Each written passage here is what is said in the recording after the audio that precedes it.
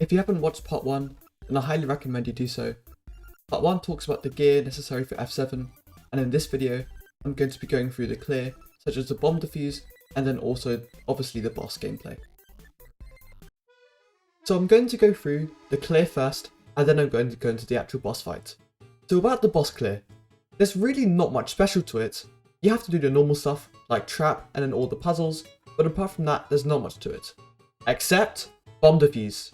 Now I explained it pretty well in a previous video of mine, so I'm just going to replay that video, and I'm going to go through how to cheese it.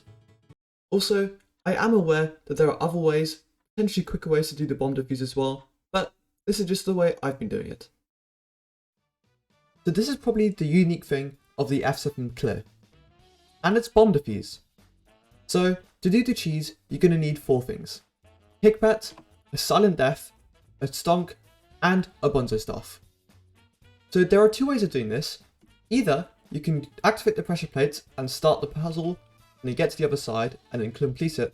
However, if you're not very comfortable with the cheese, then what you can do is you can just cheese it to get to there and then call one of your teammates to help start the puzzle, and then you can do it. And this removes the risk of blowing up the chests. Now for the sake of the demonstration, I'm just going to activate it normally before I do the puzzle.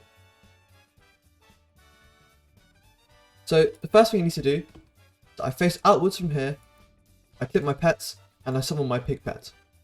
Then my pig pet will be facing here, I right click on it with my silent death, and boom, I'm into here. So then what you do is you need to create a ghost pickaxe and then mine these 2 blocks out. I might go over this in a later video, but you need to know how to make a ghost pick first. Then what you do is you go up to here and you just bonzo staff through. And boom, I'm through. Sometimes the bonzo staff can be a little bit glitchy, but if you do it enough times and make sure the stone brick's actually destroyed, then you'll definitely get through eventually. And then you just activate the pressure plates, and boom, the bomb defuse is cleared.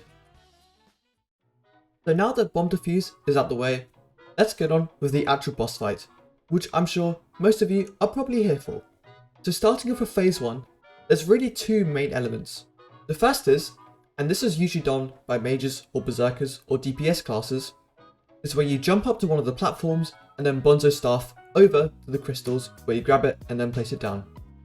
There's 2 crystals, so ideally one person will do a crystal each, and then once they're placed, the energy laser will start charging up and you will know it's ready when it turns red from yellow. When it turns red, this is now the tank's job, and what he should do is he should lead Maxor into the red laser. Now if you're a tank, what you can also do is you can just permanently keep Maxor by your side, and you can do this with like a soul whip or like a slime hat. You just always keep Maxor's aggro on you. So when the energy laser lights red, then you just instantly kill Maxor. Then you just repeat this process once more, and then the first stage of Necron is done. Once Maxor is dragged into the laser for a second time, then just stand in the middle and then wait till you get dragged into phase 2. Alright, so now moving on to phase 2, Storm. This is arguably one of the more tricky ones. So once you stand in the middle, the ground will break and then you'll be led into phase 2. Now if you're a mage, or even sometimes a berserker or archer, I would recommend now putting on your bonzo mask, and if you're a tank, put on your slime hat. This is because, as a DPS class, sometimes I find I just get insta-killed, so if you have a bonzo mask, you pretty much negate all chances of that happening. Of course, if you're a higher catacombs level, then you probably don't need to worry about this. The first part of Storm, your job as a DPS class is to just clear all the wither mobs, and then tanks, just please don't die. Because in the first pass of Storm just kind of flies around and shoots a couple of fireballs, but he doesn't really do anything and you can't actually kill him in this period. On top of killing the wither guards, you should also go to the green and yellow pads and kill the shadow assassins that are living there. They have 20 million HP, and if you have our Hyperion, you can make short work with them. So once the Withermancers and the shadow assassins are cleared from the pads, there's going to be a countdown on your screen sooner or later, starting from about 6.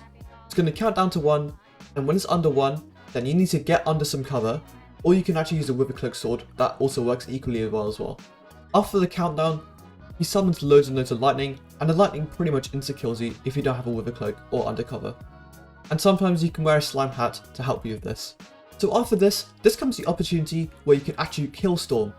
As the job of the tank, you should try to get aggro of Storm by using something like a Soul Whip and of course you need to have your slime hat on. This is pretty mandatory.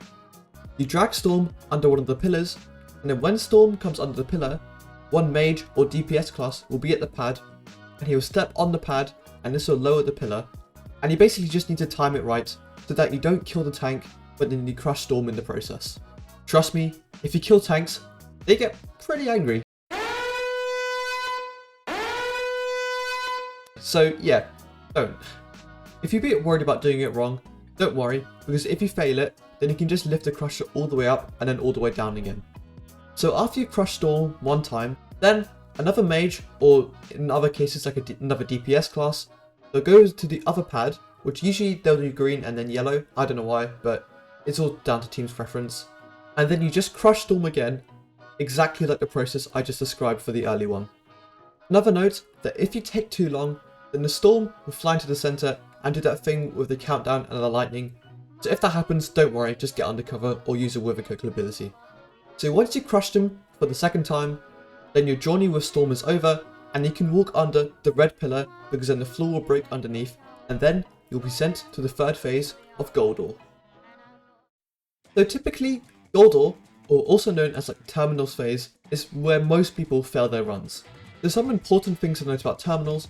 The Withercloak sword is very useful because if you fall in the lava, then it just springs you back up, but if you use your Withercloak sword ability, then you actually take no damage.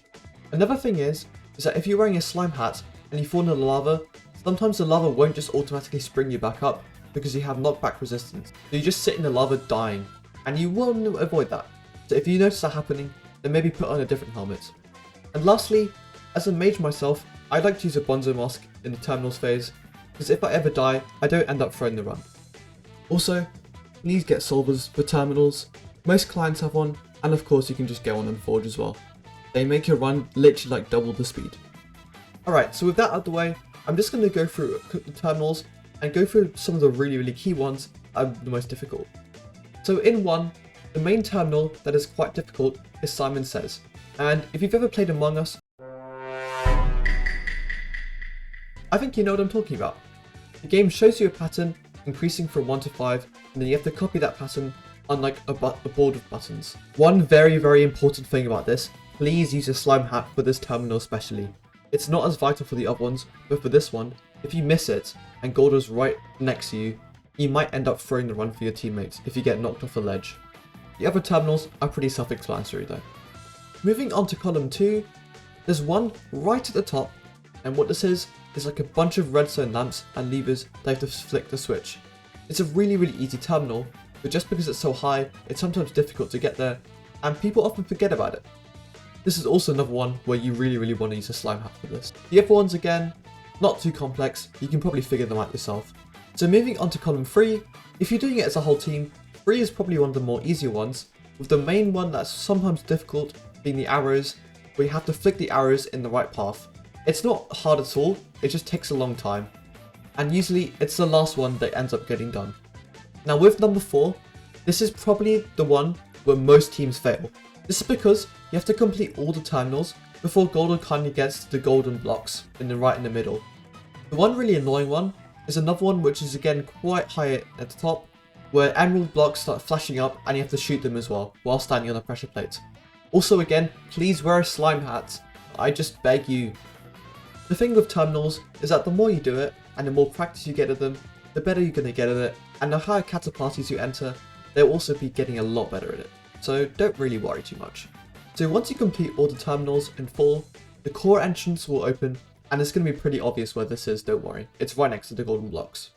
Then there'll just be this like large thin corridor, which is really tall, and Goldor will come down it. Now you just have to make sure that you don't end up behind Goldor, because he will kill you. And if you're ever in trouble, just really quickly spirit leap to one of your teammates. When he's travelling down this column, or alleyway, then you and your team, usually the DPS classes, will just end up shooting him loads until he stops and has like the 3 like ellipsis. And that voice line is when you know he's dead. I think it is anyway. If someone can tell me in the comments, I'll be appreciated. So when you're done with this, that's going to be the end of Goldor. And now, the floor will break through right at the end, and then you get sent into Necron. Finally, we get onto the last phase, which is Necron. Necron, ironically, although it's the last, is actually probably the easiest. And all you really do is you just follow Necron around, just try not to get hit in the lava, and you just either bow him down or hit him with your sword or your mage weapon. Firstly, he'll break the floor beneath you, and you should just whip a cloak to avoid this damage, and then you'll be sent up really high in the air. Then, Necron will follow you in the outer rings, and just let your tank soak up the damage, and DPS him until he gets back to the middle. Just follow him into the middle, and then just repeat the same process of just bowing him down. This, again, happens twice, and then after the voice line, "Ah!" with an exclamation mark at the end, then that's when you know Necron is completely killed. And that's it! You've completed your F7 run. The boss to this floor is way longer than anything before it, and it's annoying because it isn't a floor which you can just cheese it in about 10 seconds. Like with Livid, you can literally kill it in about like 10 seconds or even under than that. So yeah, it is difficult, but trust me, the rewards are well worth it. And with the end of the boss fight, that's probably going to wrap it up for this video.